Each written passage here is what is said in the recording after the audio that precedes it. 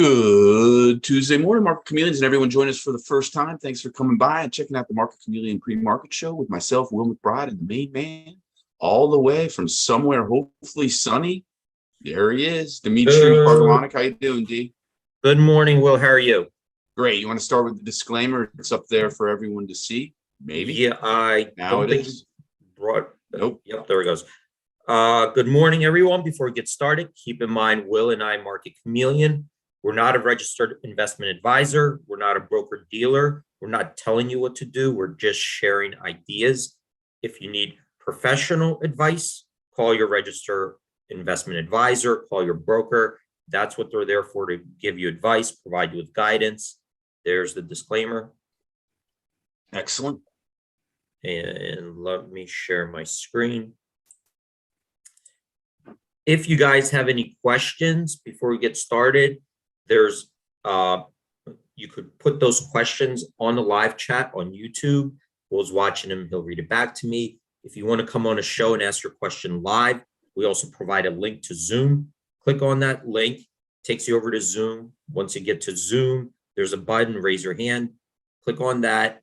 You don't have to turn on your video camera, but you'll be able to ask your question live. Everybody could hear you. You can navigate us to where you're looking. So those are the two ways to ask questions. In the meantime, while we're waiting for questions to pop in, I'm going to review the pre-market report to see what's trading in pre-market hours. And I think what I'll do is maybe discuss what I think I'll do is discuss interest rates and the impacts on valuation. And I think I'll do this because I was watching yesterday, I was watching CNBC. They had a professor on from Wharton, actually, University of Penn, Philadelphia, where I live, discussing PE multiples and why the market will go up. And I think like one of the things that he didn't mention, and I think is important, is that when we talk about valuations and look at PEs and historical PEs, you have to make it into a relative value. So it's relative to where the interest rates and where the cost of capital was at that time. So we can't just take a PE ratio that existed, a multiple that existed when there's really easy money, loose money, 0% interest rates, even if it happened for years, and kind of apply that historical to where in a Fed tightening, where cost of capital is increasing, and that goes directly into financial models. So interest rates play a big factor into the financial models, even if earnings remain the same, right? So I think it's going to impact actually earnings as well. But even with earnings remaining the same, it's a relative multiple. And I'll show you kind of what I mean. So I think I'll start covering that. But if you do have questions, will stop me, and I'm going to try to get to the questions first. Okay? Perfect. So this is the pre-market report, and these are stocks trading in the pre-market hours. We have our most active stocks, our biggest percentage gainers, biggest percentage decliners. Down here, I see 77 stocks made our percentage gainers list, 27 stocks made our percentage decliners list. So right now, from that perspective, we're looking like we're setting up for more bullish bias at the open. I'm going to filter out this list to just focus on S&P 500 stocks. And this will take out small cap stocks, ETFs, leveraged products, preferreds, closed ends, rights, all those. We're going to take those out just to see what's going on in the S&P 500 stocks. And to do that, I'm going to use this filter here in ETF. I'm going to drop that down. I'm going to select SPY, which that SPY is the S&P 500 ETF. And when I select that, this list gets filtered by the holdings in SPY, which are the S&P 500 constituents. And here we see 10 stocks made our percentage gainers list, 2 on the decliners. So looks like slightly more bullish bias at the open. we did have a big sell-off yesterday. So right now, looking like a little bit of a rebound. And I think later this week, we might hear from the Fed. So everybody's anticipating, is the Fed going to be more hawkish, more dovish, and so forth? So everybody's kind of paying attention to that, which kind of gets me to the interest rates and why, as interest rates are increasing, artificially your multiples are increasing. So let's take a look at that, unless you have any questions, Will. Nope, no questions yet. So let me just bring up IWM for a second. And sometimes I'm going to just kind of translate it to things that people may experience every day first. But there is something, it's called, there's a discounted cash flow model, right? And part of the discounted cash flow model is the weighted average cost of capital. And that's probably the best way to show the example, but I don't have enough time to kind of walk all the way through it. So I'm going to try to do a different approach first. Okay. And let's take a look at the fundamentals of IWM. I'm going to just focus on two numbers here at first. And I think that sometimes people look at interest rates as, that it takes time to work through the economy, which is true, to impact, earnings growths, jobs, slow down the economy, which is true. But I'm going to kind of look at it from like a financial modeling point of view right now. And I'm going to come down here. So this is IWM, Russell 2000 ETF. And over here, we have fundamentals for this ETF. The way we do it is we take all the holdings, so here are the holdings in IWM, right? So these are the different stocks. And for each stock, we take a look at, revenue per share, earnings per share, all this. And then we take a look at how many shares the ETF holds. We multiply that, and then we aggregate it to get, total revenue or total earnings, total all this, as if as if it was one company. All right. And then we do these financial ratios on it. So I'm going to take a look at these profit ratios. And here we see, return on equity and return on assets. And the difference here is the following. If a return on assets is if you took the total asset, right? You took a total asset, like let's say you bought a house, right? You bought a house for $100,000. And if the rent on that house is $5,000, right? You would return 5%. So let's just put that in note. Right. So let's say 100,000, you paid cash, rent, rent 5,000. So your return is 5%, right? So that's the return. And you could see that the 1.8 is not that, or 1.9 is not that high. It's actually already starting to get below the cost of the risk-free rate, right? 2-year rate, 3.3%, 10-year, 3%. The return on equity is a little bit different because then we use leverage. So here's an example, return on equity is, let's say, the house costs 100,000, same house, right? But let's say you took a loan, right? So this was loan 0, the first. Let me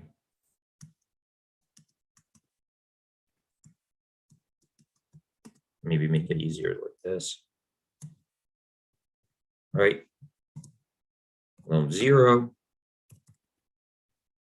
Should have probably done this in Excel. Here, let's say you took out a loan of 80,000. Right. So really you just put up, 20 grand, right? Your equity, there it's 100. Here it's 20. And what's your cost of capital? Let me just take this out. So here you're not paying any interest, right? So you just put up the whole $100,000. Here, let's say you are paying interest, right? So let's say here you're paying interest of 3,000.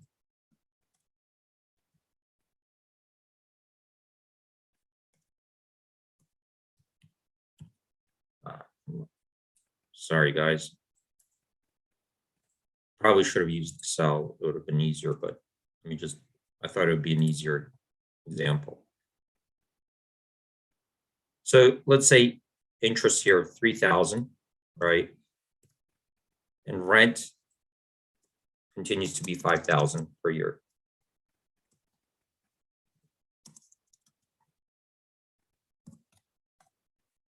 Right, so here your return in part one, your return is 5%, right?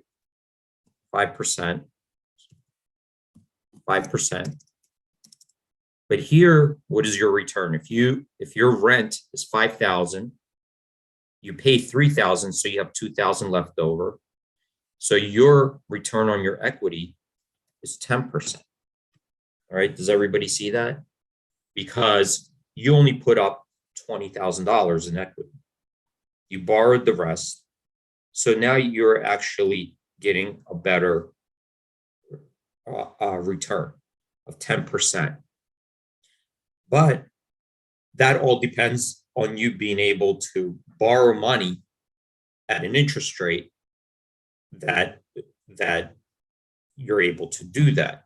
If interest rates go up, right, when interest rates go up, for you to borrow money increases. So even if you continue to make that $5,000, right, if interest rates go up and you're paying 4,000, all of a sudden you're now down to 5%. So you can see how the interest rates are going to impact the return on your equity. Does everybody see that? Right? So as the interest rates go up, your multiple is basically increasing. So without the stock prices going up, if you keep earnings the same.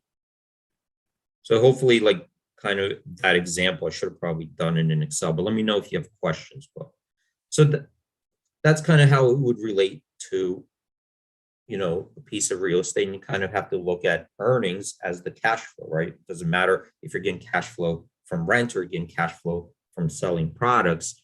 It's the same concept that as your cost of capital, as it goes higher, those multiples are shrinking.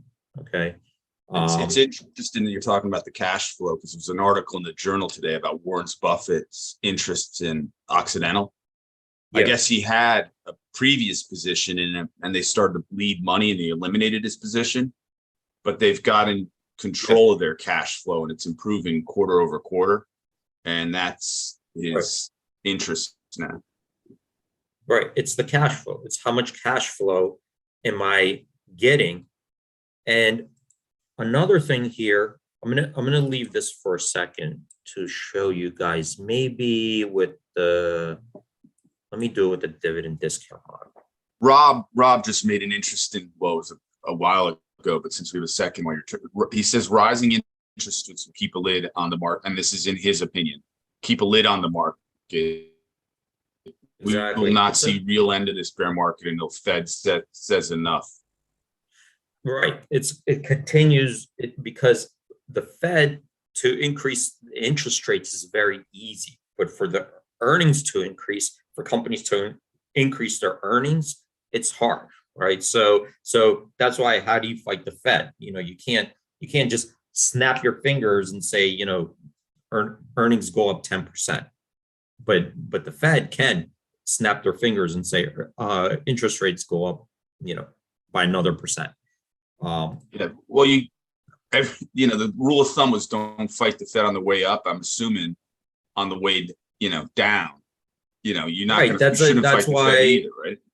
yeah, that's why I'm like very, I'm very like confused about like some people coming in and like so bullish and, and the earnings but, you know, you're seeing that is not what the Fed is trying to accomplish right now, right? They're, they're trying to slow down the growth. They're trying to slow down the demand to put the, the, the supply and demand back into kind of an equilibrium where it's not producing this inflation, right? So we're waiting for productivity, and I do believe that part of the equation is we have an issue in our tight labor markets where now there's an imbalance where people are kind of hired, especially like, and you see it in big tech firms and so forth, that are getting these salaries but are not very productive. They're just kind of like sitting there. So there's like this over hiring, and it kind of makes sense with companies that have access to easier money, all right, to keep a competitive advantage. So we'll talk about that later. But when we talk about easy money is not equally distributed through our economy, right? So when you look at easy money, it's very skewed towards, bigger, high cap stocks or certain industries. So it's not equally distributed. And what we're seeing is a lot of employment going to places where it's not efficient. That's why we're seeing productivity declining, which is bad. And I think the Fed does want to fix that problem too. You need to kind of fix that issue.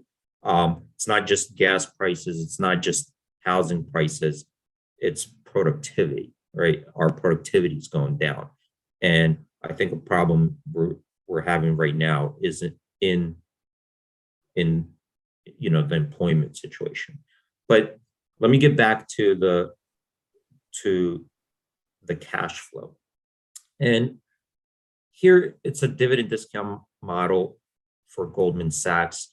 It's kind of similar to the discounted cash flow model in the sense that it tries to take future cash flow payments, tries to, you have to project it because we don't know what it's going to be in the future. It's a projection. And then it discounts it to present value to see how much would I pay for it today. So think of it like, if somebody won the lottery, right? Well, the lottery, what does it do? It pays them like monthly, like some kind of fixed amount monthly. Well, is that how it works? Yeah. So now you got all these future payments, and maybe you don't want, to wait for all these payments, right? Because instead of getting X amount every month, you just want one lump sum. So how much is that worth today, right? So if you want, let's say $100 million, but you're getting it, whatever, 2 million per year for 50 years, you're like, well, I don't want to wait that long. I want to, because I want to buy something today. So you want to sell those future cash flows to somebody for lump sum. So some people might have a lump sum, but they're willing to take their lump sum for future payments. And that will depend on the interest rates, right? What is your required rate of return and how much you're willing to pay for those future payments, right? So what you're doing is foregoing, your lump sum that you could buy something today. You're going to give that to somebody in exchange for future cash flow payments. Does that make sense? Which is kind of what you're doing when you're investing, in real estate or whatever, right? Because you're given a lump sum to receive rent over time in a company, their earnings over time, their cash flow. So here we kind of looked at, and I think I did Goldman Sachs here, and this was discounting dividends, future dividends to the present value. So I'm going to go over really quickly. In this calculator, I have a required rate of return. And this is your required rate, saying that, how much would I pay for Goldman Sachs based on my assumptions of future dividends? How much, and its terminal value, how much what is that worth to me today if I require a 10% rate of return year over year? Okay. And that's up to you to put it in there. There is a formula that people use. It's weighted average cost of capital. I'm not going to go into it, but there's a lot of other assumptions in there and calculations and estimates. But in general, fluctuates, I think, between like 6% to 14%, depending on how risky the stock is. Okay. I'm going to leave it at 10% now. So if I assume here, that right now, Goldman Sachs pays a $10 dividend annually, okay? Based on their last dividend, I'm going to assume that they pay $10 per year. And I need to project it for the next 5 years. And I want to put in a growth rate. So I could see down here, Goldman Sachs has been growing their dividend. It's not, it's choppy, right? It's not like 5% year over year. It's choppy. So I kind of have to make an estimate. Maybe 30% is high, So let me put in a more maybe conservative estimate. Let's say year over year, they'll grow by 10%. Okay. So I'm going to change that to 10%. Let's say they're paying 10 now, and every year they'll raise it by 10% at a constant rate for next 5 years.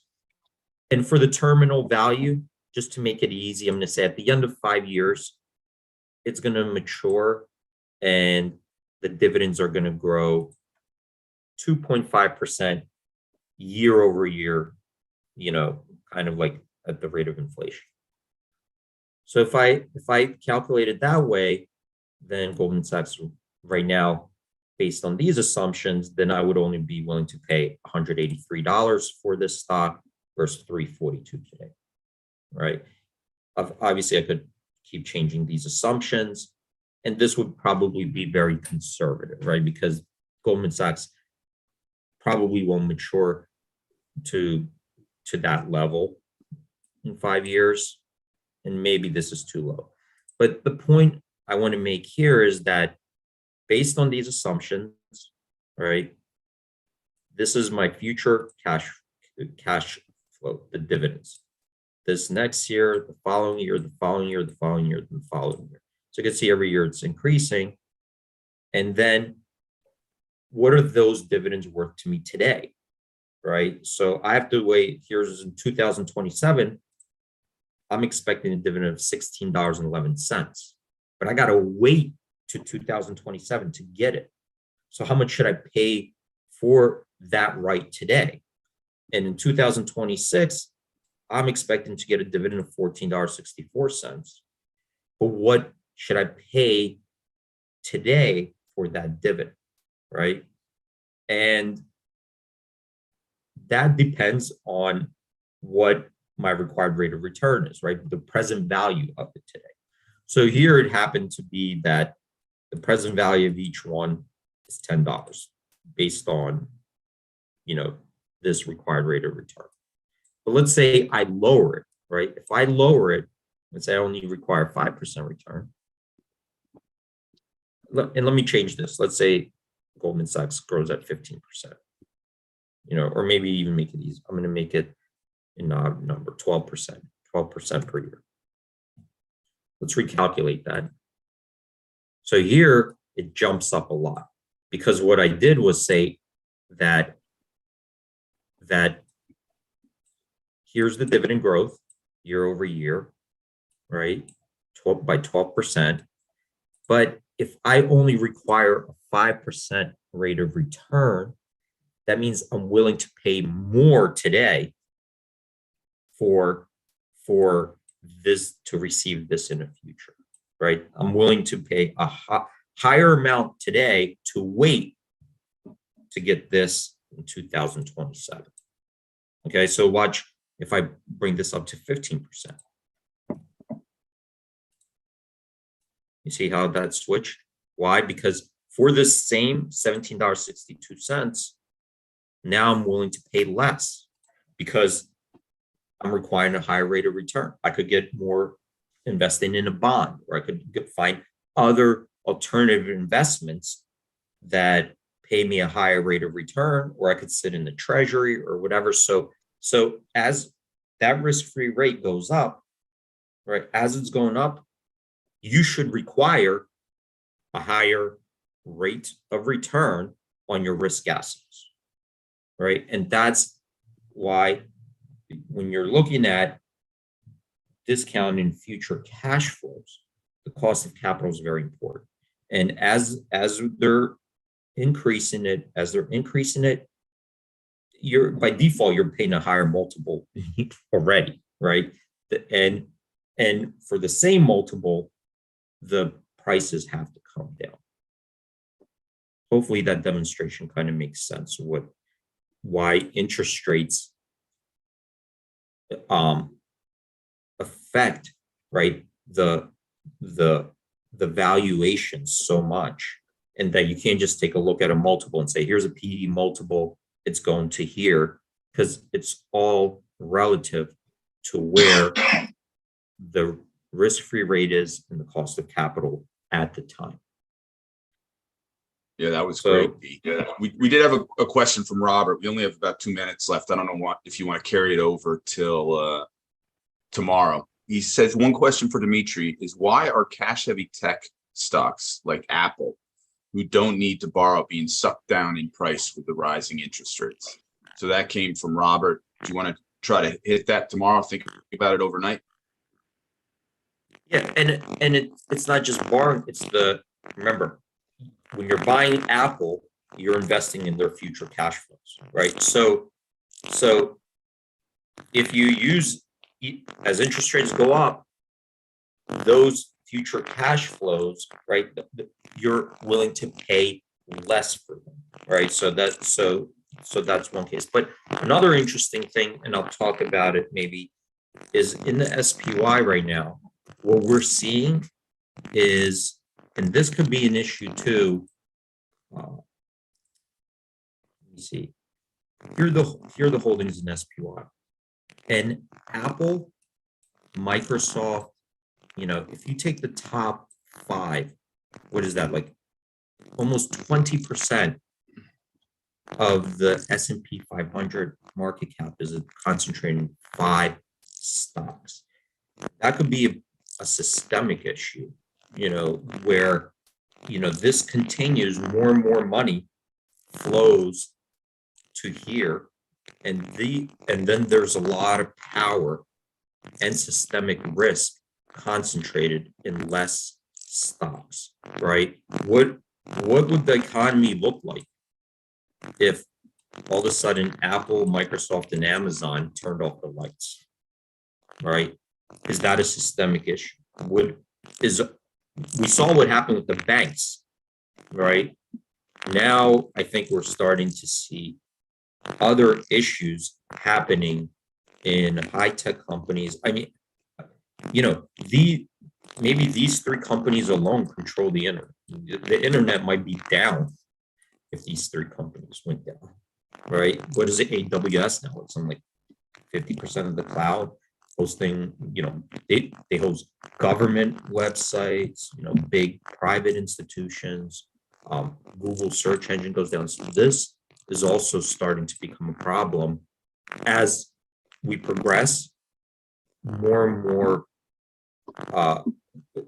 there's the distribution, is moving more and more to these top companies. That was great, D. Yep. All right. So everybody, thanks for joining. It's 9:31. Stay safe out there. Have a great trading day, and I hope to see you guys tomorrow. Thanks, D. Trade and Peace, Chameleons. Have a great day.